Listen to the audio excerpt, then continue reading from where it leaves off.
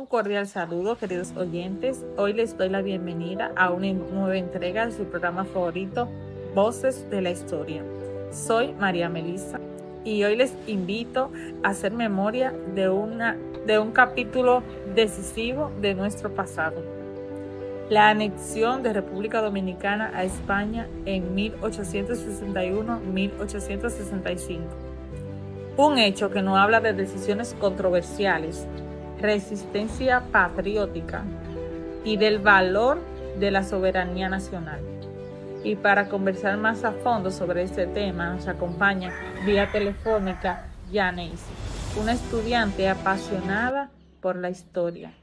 Yaneisi, bienvenida. ¿Nos escuchas? Hola Melissa, sí te escucho perfectamente. Gracias por invitarme, por abrir este espacio. Realmente estoy muy emocionada de compartir este tema que es tan importante y tan fundamental para la historia de nuestro país, la historia de la República Dominicana. Pero empecemos desde el principio. ¿Qué fue exactamente la anexión de 1861? Bueno, mira, la anexión fue el proceso mediante el cual Pedro Santana, entonces presidente de la República Dominicana, cedió la soberanía al país de España. El 18 de marzo de 1861, mediante un decreto, la nación volvió a estar debajo del dominio español apenas 17 años después de su independencia en 1844, algo que me parece un hecho injusto, porque Santana alegaba que la joven república estaba en peligro de colapso, porque estaba bajo amenazas de Haití, guerras internas y crisis económica. Pero lo más frustrante de esto es que esta no fue una decisión que fue consultada con el pueblo, fue un acto unilateral, o sea, no hubo consulta con el pueblo dominicano. Pero lo más doloroso es que este acto vino desde adentro, desde un dominicano. Lo que parecía una protección terminó siendo una pérdida de soberanía. Yaneisi, ¿y cuáles fueron las razones reales detrás de esa decisión? ¿O solo fue miedo a Haití? Mira, Melissa, el miedo no fue más que un pretexto. Santana también buscaba mantener el poder absoluto y deshacerse de sus rivales políticos. La anexión le aseguraba apoyo militar y legitimidad, pero sacrificando la independencia de la República Nacional, Pero por otro lado, España quería reconstruir su imperio, no solamente había un interés de parte de Santana, también había un interés de parte de España. Quería reconstruir su imperio y vio en esto una propuesta, una oportunidad para volver a América. Una especie de alianza entre decisión y nostalgia imperial, mientras que el pueblo quedaba fuera de la conversación. Exactamente, al principio hubo calma, pero rápidamente surgieron voces de rechazo.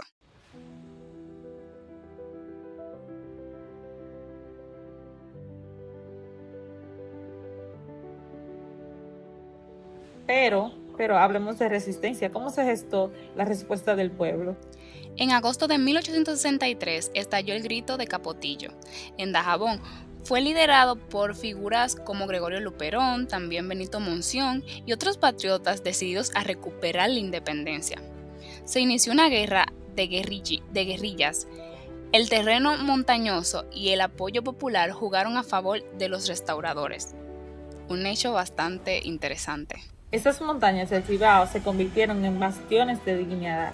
Qué fuerza tan grande la de un pueblo decidido a no ser más nunca esclavizado. La lucha fue sangrienta, pero además de esto fue larga y muy costosa. España envió tropas, pero algo que me emociona mucho es que ni aún así logró controlar el país. La moral española ya se desplomaba y en Madrid la anexión dejó de ser una prioridad, algo que me emociona bastante. Yo que no estuve en esos tiempos, leer esto es algo muy emocionante.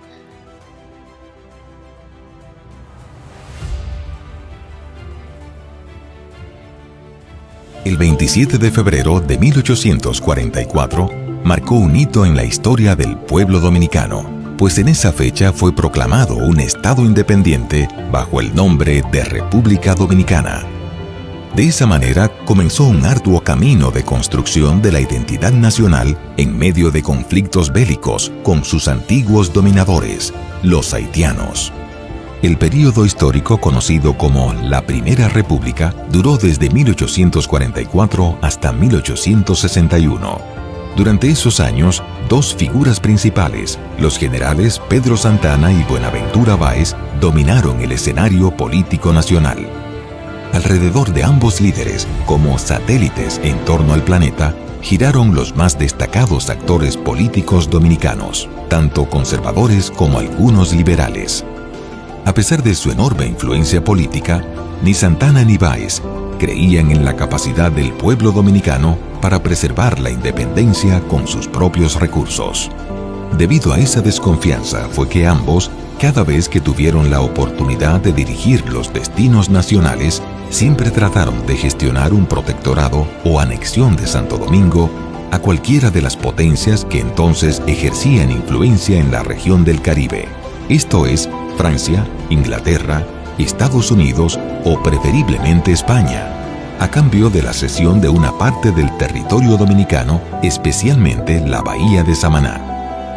Al proceder así, los conservadores consideraban que esa era la única manera de garantizar la existencia política del pueblo dominicano como nación independiente respecto de Haití, cuyos dirigentes insistían en la cuestión de la indivisibilidad de la isla.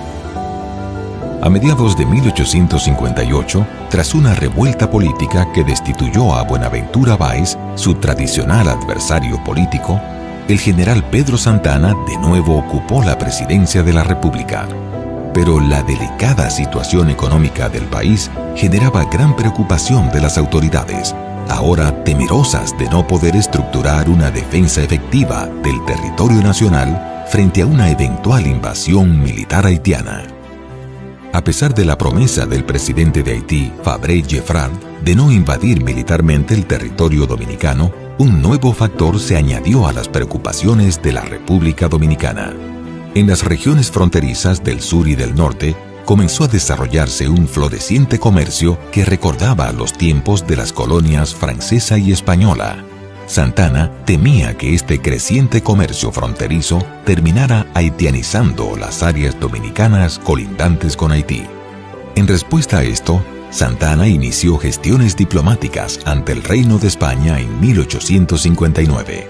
Envió al general Felipe Alfao, enviado extraordinario y ministro plenipotenciario del gobierno, a negociar un protectorado político y económico con la reina Isabel II. El objetivo era fortalecer el posicionamiento estratégico de España en las Antillas, integrando a la República Dominicana a su esfera de influencia en la región, junto a Cuba y Puerto Rico. Sin embargo, poco tiempo después, Alfao cambiaría su propuesta y, en lugar de un protectorado, solicitaría la reincorporación de Santo Domingo a España como provincia ultramarina. En el siguiente año, 1860, un comisionado español, el brigadier Joaquín Gutiérrez de Rubalcaba, llegó a Santo Domingo con la misión de estudiar y analizar las condiciones imperantes en el país e identificar los posibles beneficios de una futura anexión del país a España. El brigadier no estuvo solo, otros comisionados se unieron a él, además de la influencia en favor del proyecto de anexión que ejercían las capitanías generales de Cuba y Puerto Rico. La llegada de estas personalidades provocó una reacción en cadena entre los partidarios de Buenaventura Báez y otros adversarios políticos de Santana, entonces en el exilio, y que operaban desde ubicaciones como Saint Thomas, Curazao e incluso Haití, y quienes de inmediato comenzaron una campaña de denuncia contra el proyecto de anexión. A la presión política existente se añadieron las intrigas de varios representantes diplomáticos de Francia, Inglaterra y Estados Unidos que, como era de esperarse, se oponían firmemente a cualquier plan de protectorado o anexión que pudiera perjudicar sus intereses en la región. Con las negociaciones con el gobierno español en curso, el presidente Santana decidió hacer una jugada estratégica y envió un nuevo mensajero a España, esta vez al ministro de Relaciones Exteriores, Pedro Ricard y Torres, con una propuesta definitiva para concretar la anexión. Este nuevo emisario de Santana llevaba una propuesta formal con algunas condiciones. En caso de acceder a la petición dominicana, España se comprometería a considerar al territorio dominicano como una provincia ultramarina española, otorgando a los dominicanos los mismos derechos y beneficios que a todos los ciudadanos españoles. También se respetaría la disposición constitucional dominicana que prohibía la esclavitud. Los militares y funcionarios públicos mantendrían sus puestos en el nuevo orden colonial. Se amortizaría el papel moneda dominicano en circulación y se mantendrían las leyes dominicanas siempre y cuando no estuvieran en conflicto con las regulaciones españolas para provincias ultramarinas. En abril de 1860, Santana envió una comunicación a la reina Isabel II en la que explicaba que, después de 17 años de guerra ininterrumpida, la confianza del pueblo dominicano en su futuro reposaba en la necesidad de que España aceptara la anexión del país. Después de un año de preparaciones, el 18 de marzo de 1861, Santana reunió a un grupo de seguidores frente al balcón del Palacio de Gobierno que se encontraba frente a la Plaza de Armas, ahora Parque Colón, para anunciarles que a partir de ese día, la República Dominicana dejaba de existir como entidad política para convertirse en una provincia ultramarina de España. Santana defendió su decisión con el argumento de que siempre hubo actores, tanto internos como externos, que intentaron despojar al pueblo dominicano de elementos tan valiosos como su religión, idioma, creencias y costumbres. Pero en ese momento, afirmó, España, como una madre cariñosa, abría sus brazos al pueblo dominicano y recuperaba al hijo perdido en un naufragio que veía perecer a sus hermanos.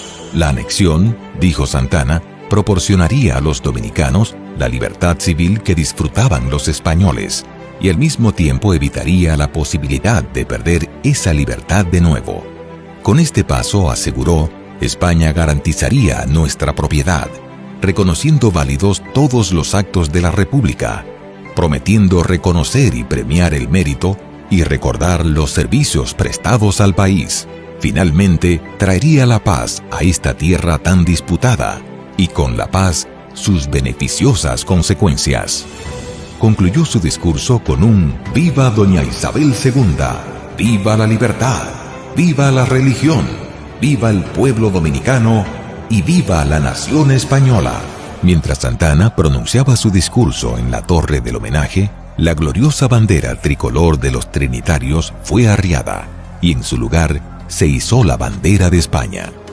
Comenzaba así una nueva fase política para el pueblo dominicano que ya no era soberano e independiente como lo habían soñado los padres fundadores del Estado dominicano, sino una lejana y empobrecida provincia ultramarina del entonces decadente Imperio Español.